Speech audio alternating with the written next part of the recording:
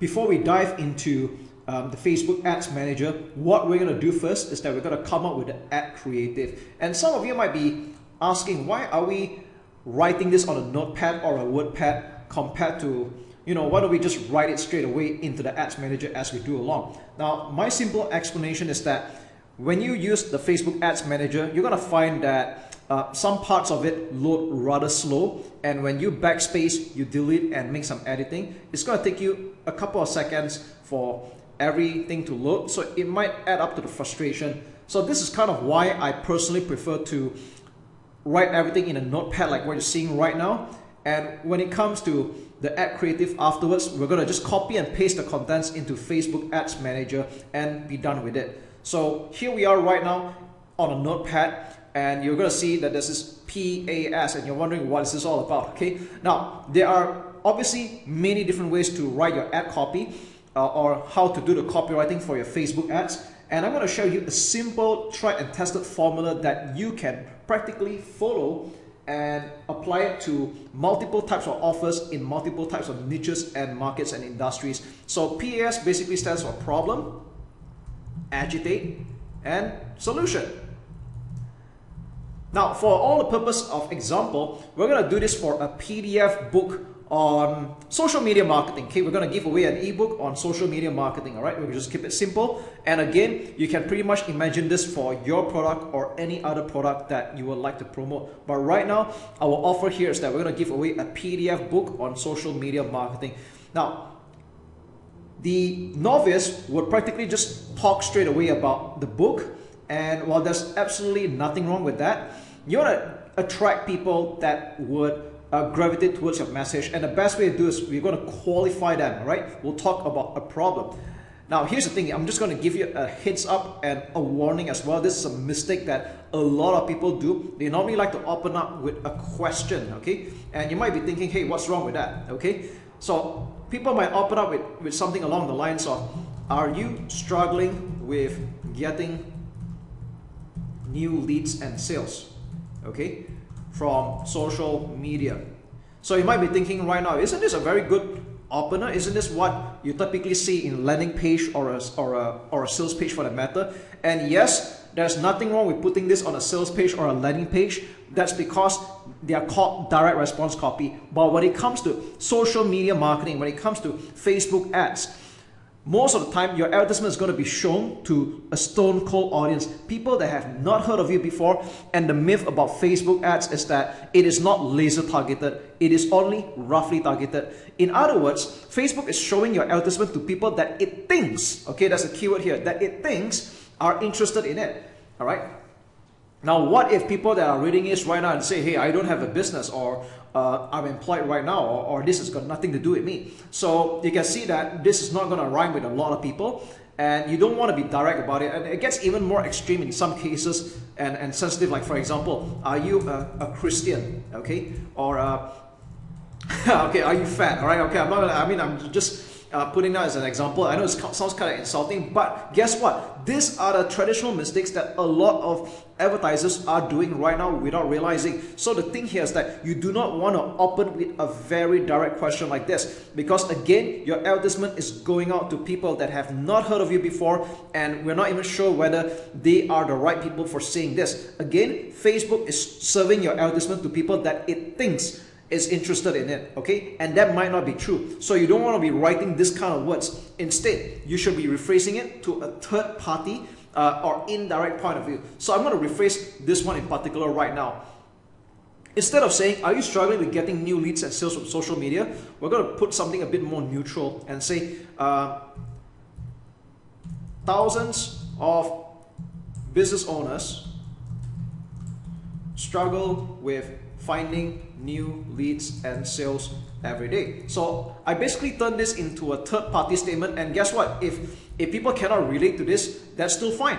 And for anyone that can relate to this, they'll keep on reading. Okay, so this is an example of how we talk about a problem. Okay, I'm not sure whether it's really thousands, it could be millions of business owners, but I'm just making this up right now. Okay, now for example, you're targeting something a bit more niche. Let's say your offer is only for people of Christians, all right, or Christian religious belief, okay? And we know that we do not know what kind of religion that your audience are practicing right now, but let's say you really are targeting only the Christians. So what you can say is that at maybe XYZ cell group, we help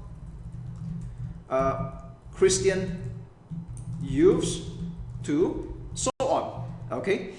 So this is how you get around this kind of like tricky, maybe slightly sensitive markets, but at the same time, you know that you want to talk to this audience and you don't want to offend anybody, all right? And the next one, I know this happens a lot in the health market. You don't want to be using words like fat, and even words like weight loss is a no-no on Facebook, okay? I'm not going to get into the exhaustive list of words that you can and cannot use, but I think it's safe to say that you want to be indirect, okay? And the best way to be indirect about it is to talk about a statement like this: thousands of business owners struggle with finding new leads. We have helped Christian youth to empower and so on. And maybe this one we can talk about in the last 5 years, I have personally coached and helped individuals of all shapes and sizes to transform their dream body. There we go. All right. So I know this is not exactly a problem, but if you're in a market where you don't want to talk about problem, you can actually talk about desire as well, okay? But the reason why I recommend that you go with talking about a problem most of the time, because like it or not, most people always make a buying decision to get away from a problem that they're stuck with, or they're just very fed up, versus buying into a desire. So that's just how marketing psychology really is. But if you want to open with a desire, that's totally okay as well. I'm just saying that most people usually gravitate towards a problem, and they're more interested in buying out of a problem than buying into a desire, okay? So with that said, any of this still works, and I'm just going to move on with the next part, okay? Agitate. Now, another traditional mistake that a lot of advertisers do is that they don't really drive the knife here or drill into the pain that people are experiencing. So agitate is more like a consequence of, because of that, okay? So normally you want to do like, because of that, as a result, okay? So what is costing people for not solving that problem? So let's take this example right now. Thousands of business owners struggle with finding new leads and sales every day. Now that is a problem, okay? But if you just stop here, they're not going to really feel it. You want them to feel what is costing them for not getting the new leads and sales, okay? What price are they paying right now? So I'm going to just add here, because of that,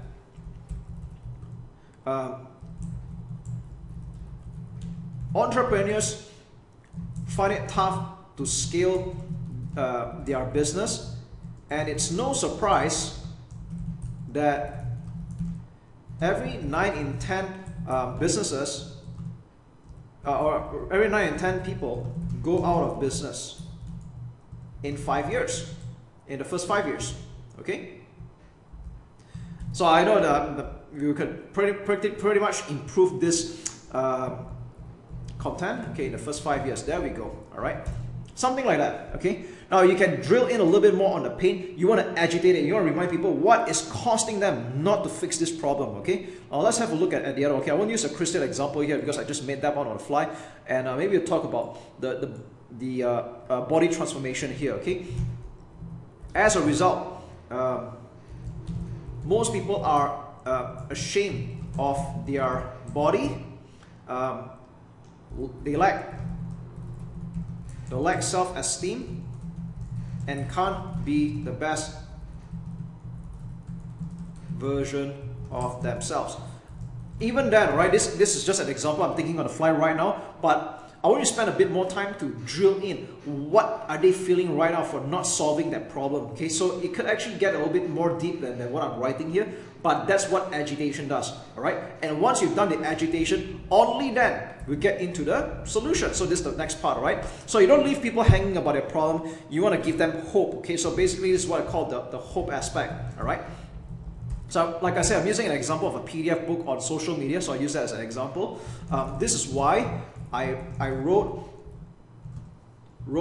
a PDF book called Social Media Secrets. Okay, I'm just making that up again. This is the culmination of my 5 years of online marketing experience. Could be more than that, it's totally up to you. And in the interest of demonstrating value, I am giving this book away for free. So after that, we put in the address here. Maybe it's your website.com//free book, okay, whatever this website address is, okay. Now, the reason why I say that in the interest of demonstrating value, I'm giving this book away for free, because here's the truth of the matter. A lot of people are giving stuff for the sake of giving away stuff, all right? There must be a reason, there's got to be a catch, and you want to let people know that there is a certain catch somehow. Why are you doing this, okay? In the interest of demonstrating value, I'm giving away this book for free, all right? So why am I doing this? Okay, why am I doing this? Truth be told, or rather, I find that there are a lot of self-anointed experts, okay, in quotes, that share half-baked and even dangerous advice that mislead other well-intentioned business owners. And I find it my moral obligation to show how it's really done. All right, so just come up with a reason why you're doing this and why should people listen to you. So this is a good part where you can just brag a little bit about your achievements or your perspective, okay? And then you can just do another call to action. Click here to get my PDF book. And then we'll just make a copy of the link again, all right? And there we go. That's it. So that's a PAS solution. Problem, agitate, solution. Now, at this point here, I'm just going to add something else. You will eventually be asked to add in what we call a headline. Now, the headline is not what you're thinking of right now. It's not something that appears at the top of the ad, but it appears at the bottom of the image or the video for your Facebook ad that we're going to do afterwards. So we're just going to call it something more straightforward. We're just going to call it free PDF book. Social media secrets. There we go. All right. And you're also going to be asked to add a description afterwards. This is optional, but this is the part where I would like to make a reminder or a call to action. Click on this post to claim your free download. Okay. And just one more thing I would like to add is that you can add emojis if you would like to. It's quite simple. All you need to do is just go to Google search this thing called emoji keyboard, and you can click practically any of this top results here, and yep, we can choose anyone that you want. There's a library of emojis you can choose from, or the fastest way is you just type search. Maybe I just type the word book inside, and I'll take a book cover, and I'm just going to paste it here, copy and paste. All right, and again, we're going to copy and paste this entire thing afterwards into the what I call the Facebook Ads Manager in another exercise or in another video. Okay, so I'm just going to reduce this right now, and as a rule of thumb, when you're writing all this, let me just add a few more footnotes before I end this video. First and foremost, I would recommend that you use 10 emojis or less. Now, you don't have to use all of it. You can put in a little bit, but I recommend that you put a maximum of 10 and no more than that, because anything more than that, your Facebook ad will look rather spammy.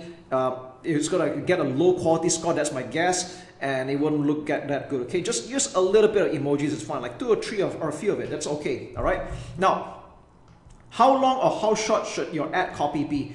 Now, the way I see it is that there's no real length, ideal length, but one thing's for sure, you don't want to be writing 2 or 3 lines, all right? Avoid 2-3 line ads, because this doesn't tell enough. And the truth of the matter is that Facebook is a learning machine. In fact, the more that you write into your ad copy, the more you're telling Facebook, this is the kind of audience that I am looking for, okay? So it's a lot preferable that you write at least a medium to a long post for your Facebook ad.